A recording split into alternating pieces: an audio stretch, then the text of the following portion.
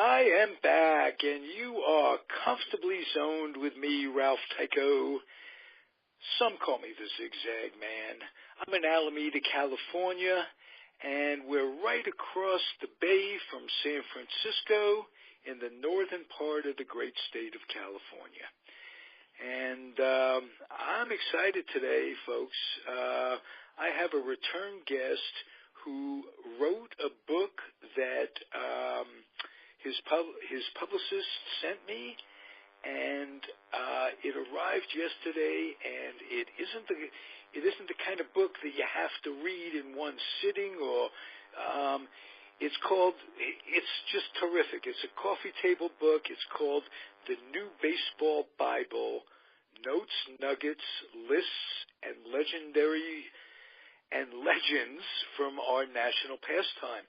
The author is a return guest to the airwaves, Dan Schlossberg, and I get the pronunciation right twice in a row. What do I win? You did get it right. Well, don't try it again because you already got it right, so let's not mess it up. Okay, well, I got it right the last time you were here, too, and I was so proud of myself, believe me. And I know how much it means to folks because I was a Tikkachinsky until kindergarten, and pronunciations are very important to people. And so it's nice to have you. It really is. The book is terrific. Would you do me a favor and describe the process of how you put this thing together? It's very, very unusual, and I'm wondering if the content came first or the outline came first, if you know what I mean. Really, the idea came together because the best way to describe the book, you remember the old Woody Allen movie, Everything You Wanted to Know About Sex But Were Afraid to Ask? This is exactly the same idea, only with baseball instead of sex. So that's how it came together. And if you wanted to describe what it looks like, it's supposed to look like the old Farmer's Almanac with a baseball motif.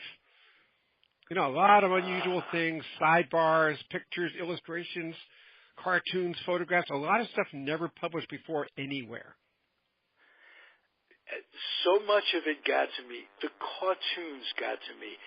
In the old day, when I was growing up, the paper had cartoons, the famous Dodger cartoon with the bums and the big giant fighting each other, and Basement Bertha, and all those things. It's disappeared now with the computer. We get all our stuff through the computer, and I realize how much I miss the cartoons sprinkled in your work, your most excellent work.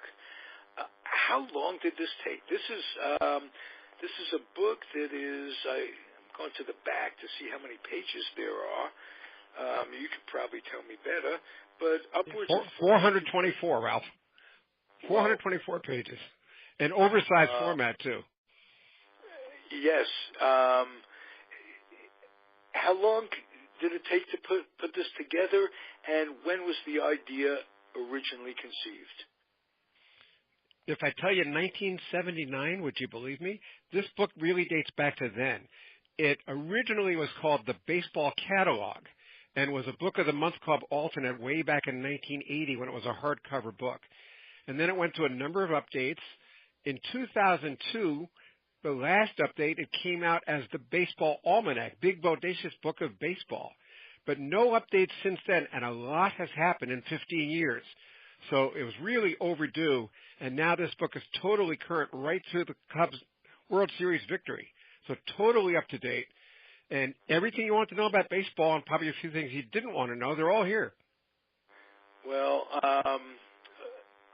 boy, I'll tell you how it came together with me is the pictures in the book of you and the enthusiasm that you show. One in a Braves. I know you're a fanatical Braves fan. You wrote about them, but amongst other things.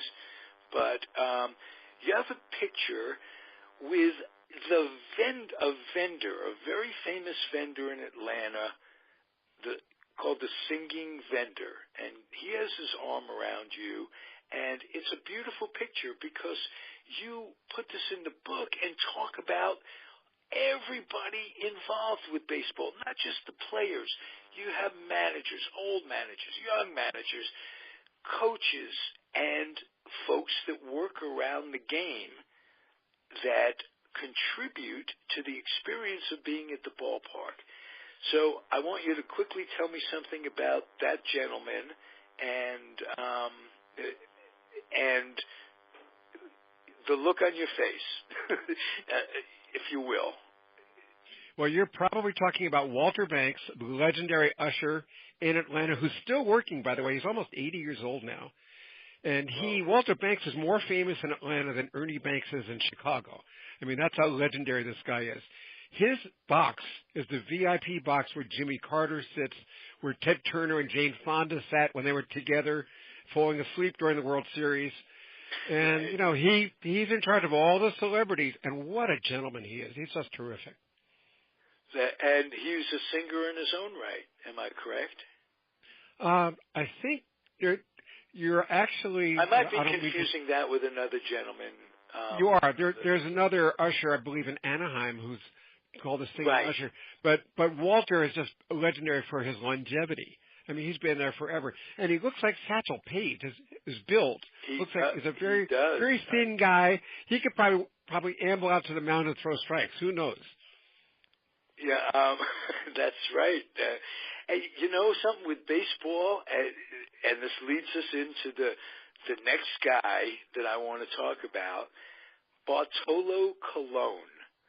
Oh, one of my favorites. He's the kind of guy that if he were sitting in the stands, his body type, and you passed him by to get a little popcorn, you would say, no, that guy, if they needed a pitcher in an emergency, if something would happen, call the guy down and just give him a contract, that wouldn't be him. Yet, my God, what a career he's had, and he's back in Atlanta, or he's in Atlanta, presumably to finish out his career. A very interesting guy, and was a Met. I'm a Met fanatic, was a Met for the last few years, and helped them tremendously. He'll be missed, if not for the stats, literally for the leadership in the clubhouse, for all of the levity that he brings. He's quite a character, and I'm glad you have him. Made notes here. Another picture in the book, you with Ron Blumberg, the first designated hitter. And this is something I learned in the book. The first designated hitter, there was a bunch of teams playing that day, and the reason he got the first at-bat, according to your book, he was batting sixth and wouldn't have ordinarily, but the Yankees had a rally, and they got to him, and he walked. And his bat is in Cooperstown. He never used it to hit a ball. And it's the only bat in Cooperstown because of a walk. So even though Bloomberg hit 52, he hit 52 career home runs, Ralph, but he's in the Hall of Fame. It's amazing. Right, his bat, at least his bat is. Yes, right, his bat is. When I was a kid, they said they were going to put Larson.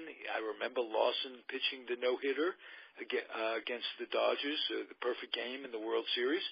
And the next day, they said they were going to put his bat or his hat or, his glove or his hat or whatever in the Hall of Fame. And as a kid, you don't know, you can't differentiate from, they voted him in or they put his equipment in, it was a big moment for me. But Blomberg was, Ron Blomberg was a guest on these airwaves, and he is originally an Atlanta person, and a Yid growing up in Atlanta has a definite, it's different than growing up in New York. He told some very interesting stories about having teammates whose parents and maybe even themselves were Ku Klux Klan members. He's an incredibly interesting guy. So he was once billed as the Jewish Mickey Mantle. He never really became Mickey Mantle because he had so many injuries, and plus he was platooned. He was a left-handed hitter, but he was a pretty good player for quite a while, and a great story because he was the first DH. Yes, absolutely. And another thing, you had a little box quoting Monty Irvin on Willie Mays. And I'm not gonna ruin it for anybody. I want you to go out and buy this book. It's worth it for the succinct quote that defines Mays' career in a way that you wouldn't get in a paragraph in anywhere else. I thought that was so well put together, and as a Willie Mays New York Giant fan, Monty Irvin fan, all that. Monty Irvin was our Stan Musial, if you will. It was a great quote. Thank you for that. Oh, you're welcome. I like to find little tidbits. In fact, readers that buy this book will find many sidebars, charts, graphs, all kinds of stuff, so that you can actually leave the book in your bathroom, pick it up, and read it backwards and still enjoy it. Right, or just go to it. Pick any page, you'll find something. I enjoy a book like that where you could, again, it doesn't have to be the bathroom. It could be the coffee table. Or you could have the coffee table in the bathroom. We don't care. Well said. Just read the book. A sidebar.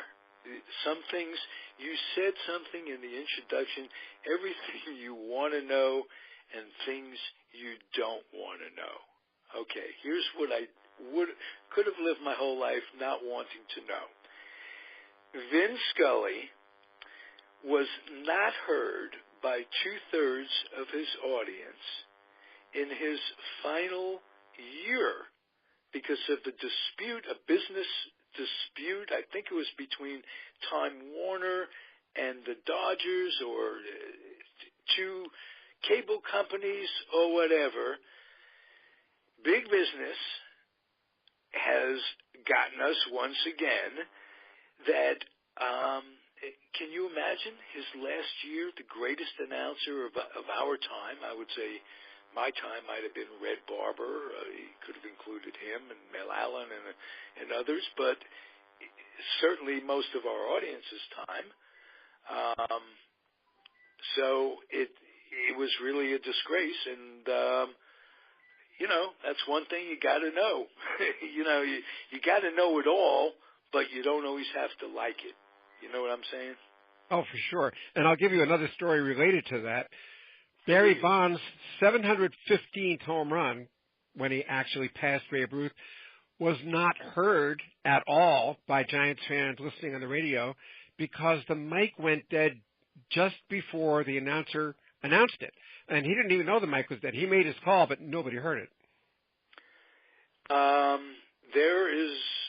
There are rumors, because I live out this way, that the engineers, Barry Bonds was not the most popular person in the world. And True. he treated the folks around him at the time of his home run quest, call it what you want, and there was rumors that they pulled the plug at KNBR on purpose for that. That maybe the announcer didn't know it, but engineers, whatever. Just I don't know how true that is too, but there you go. You can convince me. I dealt with Barry, so I'm convinced. Oh, okay. I guess say no more. A wink and a nod. Yes. Another one of the sidebars that I learned something. You always talk, everybody talks, Ted Williams would never give in to the shift. He did. In the 1946 World Series, he bunted for one of the 5 hits he got in the World Series. gave into the shift. Never knew that, and that was very interesting. It also brings to light 5 hits in the World Series. Splendid Splinter. He did not do well at all in what was, I think, his only appearance in the World Series in '46. Was that it? That is correct. That was the only time he made it. Yeah. Wow. And year of my birth, St. Louis Cardinals. When you think about it, those were classic teams, and we lived in great baseball times. If not literally, we have access because of people like you. Dan, 34 books? Actually, 38. Who's counting?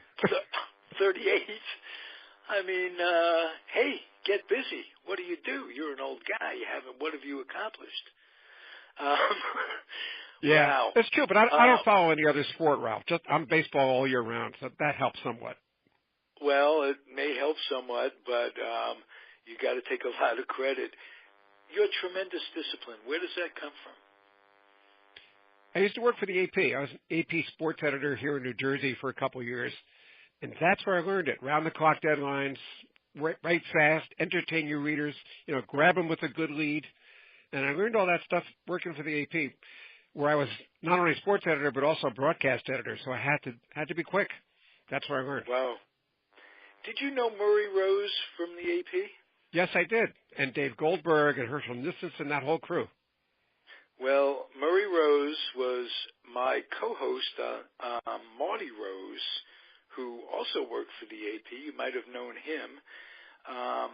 He was Jack Rose's son, and Murray Rose was a great guy, and he would get us back in the day, Marty and I, when we were growing up, he'd get us what we call guest seats. They would paper, the Knicks, the Rangers, the Giants, the Jets, and in those days, you guys would get tickets, and he'd give them out to his nephew, and his nephew would take me to everything from the roller derby to Roosevelt Island. We'd see every sport imaginable all the time, and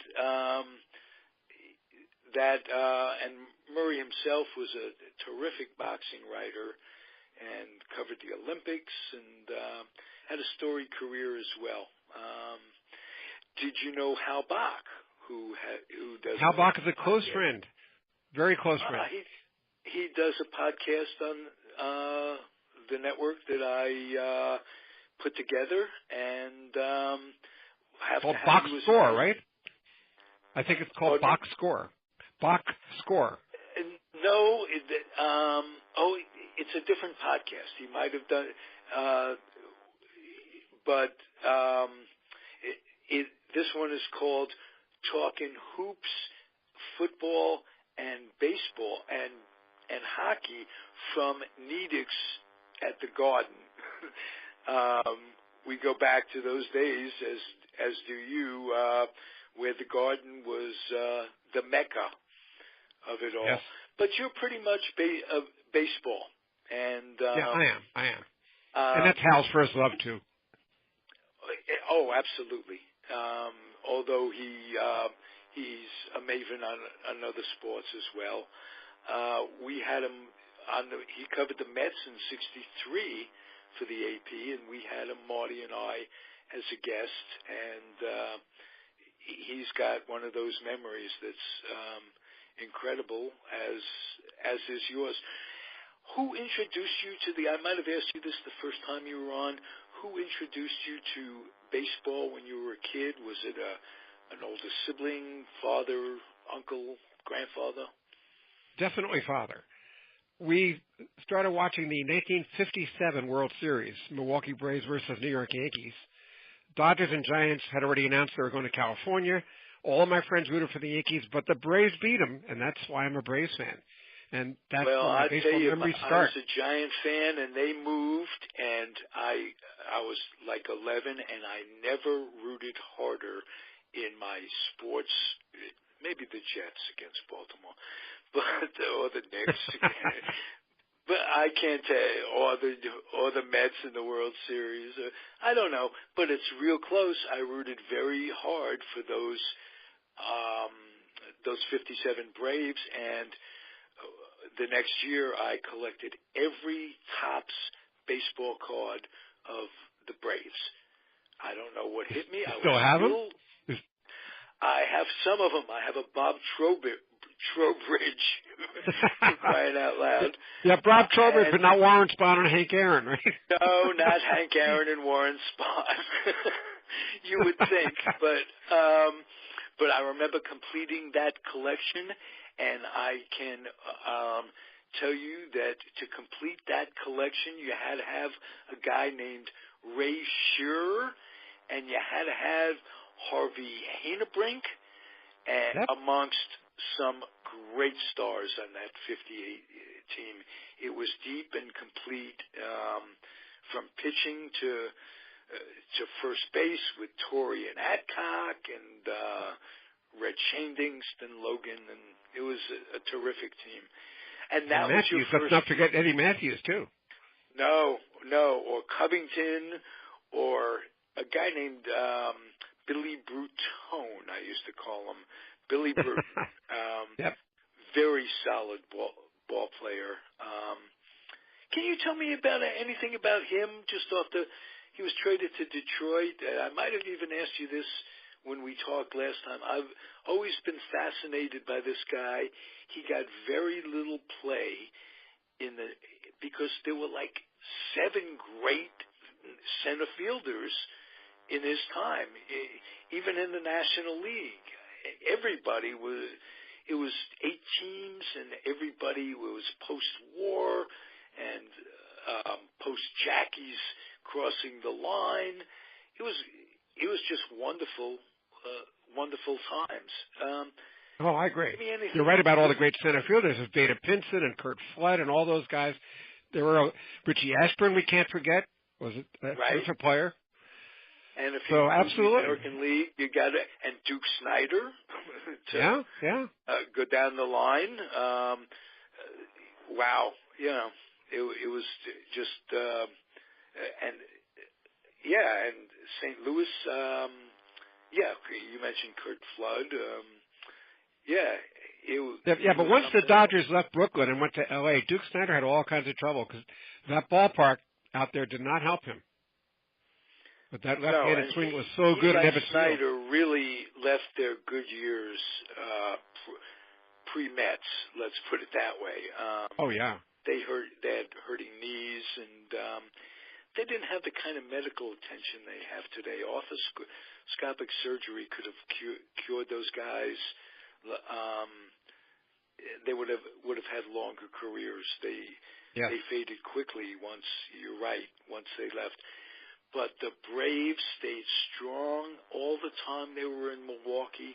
They had a terrific influx of new talent. They got Lou and Cardi and all these guys. And they're the only franchise that ever had a winning record the whole time they were in Milwaukee. That's true. And they called up a catcher named Joe Torre. Remember that? Yes, and when Crandall was hurt in '61, that's right. They called up a Brooklyn boy whose brother Frank played with them,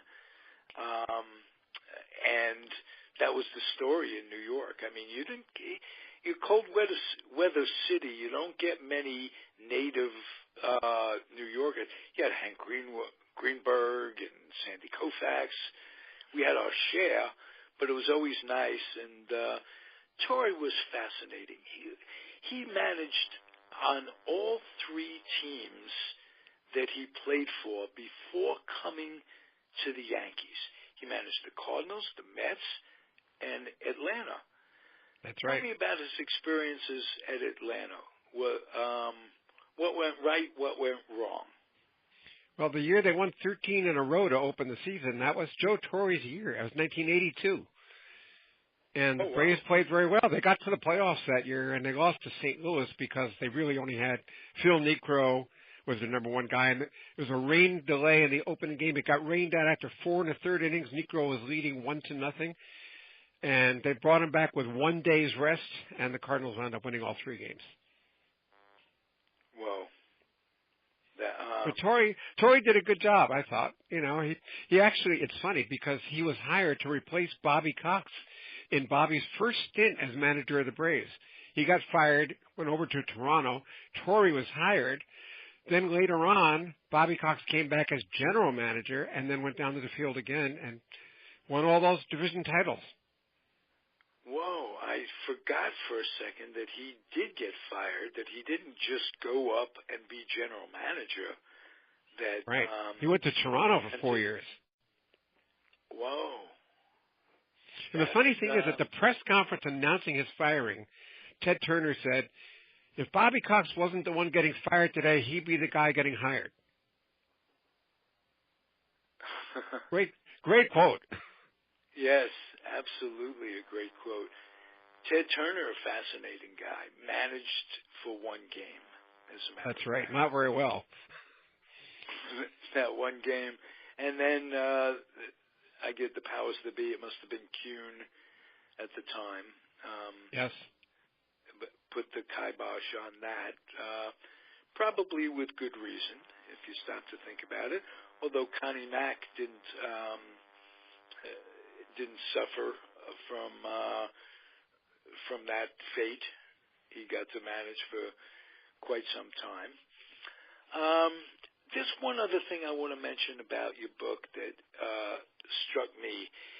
You listed all the retired numbers of everybody honored by their respective teams. Yes. And you also listed some of the players that were honored, such as, I know the San Francisco Giants honor folks that didn't have numbers. Christy Mathewson, for one. John McGraw, they honor on their board. And you listed those players on your list. And the list it's not like the Hall of Fame. It's almost more important because it's a list of what the franchises think of those players. How important very true. They are. And some of those players are not Hall of Famers. And that, but it just, I'll just let that statement stand. It just tells you more than the Hall of Fame, because you may be someone who's able to vote for the Hall of Fame. I'm sure you are. Actually, no, not any longer. Not any longer. But you're right about your statement that those numbers are important because, for example, Harold Baines had his number retired, but he's not in the Hall of Fame. He was a contender. Dale Murphy certainly, I think, belongs in the Hall of Fame, but he was not elected. He could still be by the Veterans Committee. But there are so many more people on that list of retired numbers who came very close to getting into the Hall of Fame but did not. Yeah, it just shows me that there's a difference between Hall of Fame, sometimes a difference between, because most of these guys are in the Hall of Fame, a lot of them are, but there's a difference between beloved and honored. Yes. And I think that the list and the retired guys, they're the beloved players of the franchise more than anything else. And you can see why a guy like Baines, who I don't think is a Hall of Famer. I think he's very good, solid ball player, but certainly beloved in Chicago, and that's what means it. So tell me this: you finish a book. Do you have 2 or 3 other projects going, or is your life all of a sudden, my God, it's finished, it's published? How do I slow my brain down? Do you want to go on to the next book? Is there a time where 38 books? You think what's going through your head? Well, I can answer that in saying that once you do a book, especially a book of this size, you need to spend some time publicizing the book, which means you can't be spending time writing if you're out there talking and making TV and radio appearances. So you really need to publicize one before you can move on to another. However, that being said, my literary agent has 2 new projects that I'm shopping that I hope will find a home. And I think they're good projects. And I've got to get up to 40 books, Ralph. So we're out there looking for number 39 and 40. That's terrific. Well, speaking of numbers, retired, there's only 139, Roy Campanella. That's true. And I was going to say Jack Benny when you said 39. Jack Benny, who threw out the first pitch in the 1973 Game 6 that I went to, the only World Series I went to in my life, with the Mets in Oakland. Charlie Finley had Jack Benny throw out the first pitch for whatever that's worth. I want to make note of something I said on another podcast. We're talking about Roy Campanella, and in conjunction with Walter O'Malley. Walter O'Malley's not very well loved. Not by me, yes. Not by most humans, especially ones who grew up in New York. Yes. All the stuff. But he did, and I made note of it on that podcast. I'll make note of it on this podcast. He took care of Campy. Yes. And Campy never played in L.A., yet he had a big day for him. He always kept him as a springtime coach, where he'd come in and instruct the catchers. They'd bring his wheelchair out to the field in spring training and this, that, and the other thing. He took, like I say, they had 90,000 people stand up in the Coliseum and light candles, and that money went to light a match, and those proceeds that day went to take care of Campy for the rest of his life. So people are not black or white, not color, but you know what I mean. There's a lot of gray in all of us. Yep. So I wanted to make note of that when we're talking about baseball and the Bible. What did you learn from your research to do this book that you were most blown away by? Pretty good question. I learned that, well, among other things, let me tell you the Ronald Reagan story. Now, personally, politically, I'm not a Ronald Reagan fan. However, he is the only American president who became president because of baseball. And let me tell you this story. Reagan was a broadcaster for WHO radio in Des Moines, Iowa back in the 30s. And the Cubs held their spring training in Catalina Island, California. And an actress named Joy Hodges heard Reagan's voice on the radio and got in touch with him and said, I really love your voice. I'd like to offer you a screen test. And Reagan went for a screen test and got into movies and got active in politics with the Screen Actors Guild, and then became governor of California, and then became president of the United States. So baseball was a stepping stone to the White House for Ronald Reagan. So is the Democratic Party, because that's what he was when he was president of the Screen Actors Guild. This is true. And so, if you want to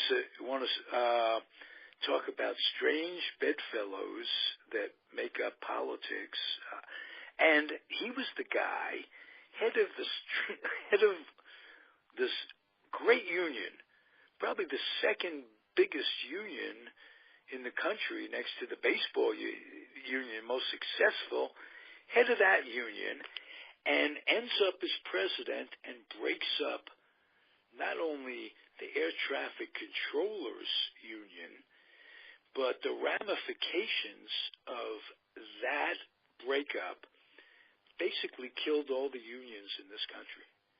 It took the teeth out of, except the baseball union, that. Yes. For some reason, that goes on, strong as ever. But other unions, wow. I mean, it's a great story about Reagan, but like you prefaced it with, I don't like his politics. Well, neither do I, Dan. For some obvious reasons. And to say nothing of begetting people like the Bushes and Rumsfeld and Cheney and all those people came from the Reagan. And then a famous astrologist, too. I can't think of her name right now, but she ran the country for a little bit, if truth be known. Anyway, Dan, you're a delight. I hope you'll come back from time to time. Hope you'll come back on Hal Bach's show. That would be great. We'll make, I'd be honored to do that. Because he's a prolific writer. You're a prolific writer. I have Peter Golenbach on my show. He's on my network. He does a weekly podcast. He's prolific. Hal Bach is prolific. We've got things going. So if ever you decide you want to do podcast radio, you got a station that would love to have you. Actually, I do have two podcasts right now. One is called Braves Banter, which is a weekly show on Thursday night at 8:00, where I have live interviews with people related to the Braves. And the other one is called Travel Itch Radio, which is all about travel, Travel Itch is on at 8:00 Thursday, and Braves Banter is on at 7:00 Thursday, and that's East Coast time, of course. Beautiful. Good look for that. And both of them are on Facebook, by the way, so if anybody wants to look up Braves Banter or Travel Itch Radio, they're both on Facebook. And I'm going to spell your name if anybody wants to get in touch with you. It's SCHLOSSBERG. So if they want to get in touch with you on Facebook, they can. And if you have a website that you'd like to refer people to, we'd love to. I do. It's danschlossberg.net. Beautiful. And would you please give regards to Ira Silverman and sure. Thank him for getting us together yet again. And we're going to have you back. If you'll come back, I'm incredibly honored. If you'll keep. Thank you. That would be great. I just want to tell your listeners, Ralph, that the book is the bargain of the year. It's priced at $17.99 for a 424-page, oversized, illustrated book. It is the bargain of the year without question. Not just from a financial standpoint, but it's one of the bargains of the year from a literary sense. It's really been a pleasure to thumb through it these past 24 hours. So well, thank you for saying that. I appreciate that. And people can find it, of course, on Amazon. Just look up the New Baseball Bible, and you'll find it. Good. Keep getting the word out there because it's certainly worth it. You got stuff for posterity that you're not going to be able to find anywhere else. So love to Dan. We'll talk to you soon. Those of you out there, and Dan, I implore you to keep your dreams wet, keep your humor dry, keep your kids and grandkids out of military recruiting offices and off the laps of clerics that wear dresses. And everything will be fine. Your lives will be much better. Talk to you next time, guy. Be well. Thank you, Ralph. Okay, you too. Be well.